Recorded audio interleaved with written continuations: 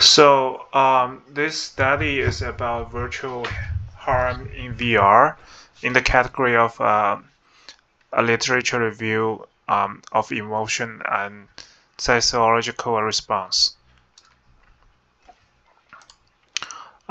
Introduction. The first question is why this question is important, because VR right now is very popular in our life, and it's going to be more it's going to be everywhere in the future, including games, therapy, and technical professional trainings.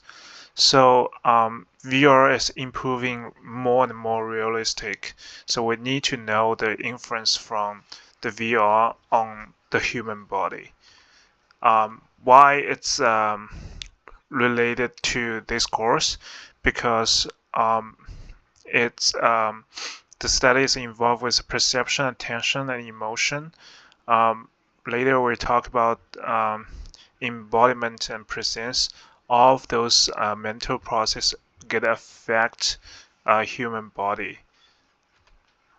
So how I designed this study is we first search Google Scholar, i.e.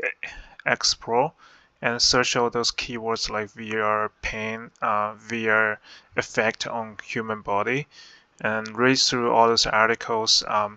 We group them by 5 themes. The first one, the embodiment, virtual body, which is a virtual body, is part of the users themselves. The second one is threat realism. It's about how dangerous the VR scenario looks like. The third one is the presence and belief. It's about how inside the VR world user feels when they're using it. The fourth one is a multi-sensory integration. It's about how combination of sensation like visual or touching, um, other um, other sensories make the VR more conversing. The last one is a behavior. It's about how a human body react or move physically about those VR environment. So the result is the first embodiment is when user feel like the virtual body was their own, pain tolerance increased, and also how the avatar looks like is strong and weak also influenced the pain tolerance. Second one's threat realism. Um, so it's in the realistic danger scenario, heart rate and skin temperature increase. Even the user know it is fake. The third one is presence and belief. So the more people believe they're fully inside the VR world, the higher emotion react they can have. So multi-sensory integration. So when visual, audio, and touch aligned, reaction get intensified.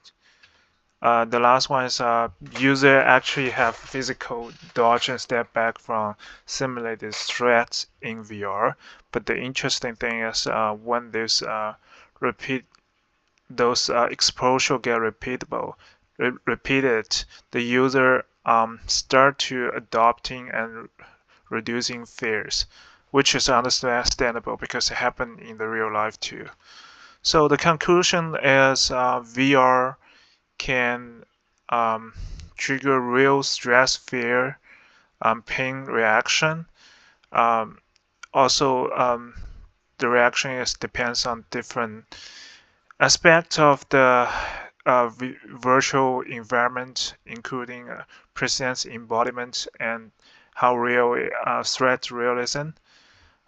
So this study is very helpful for us to design the future of VR, make it safer and more effective. Thank you.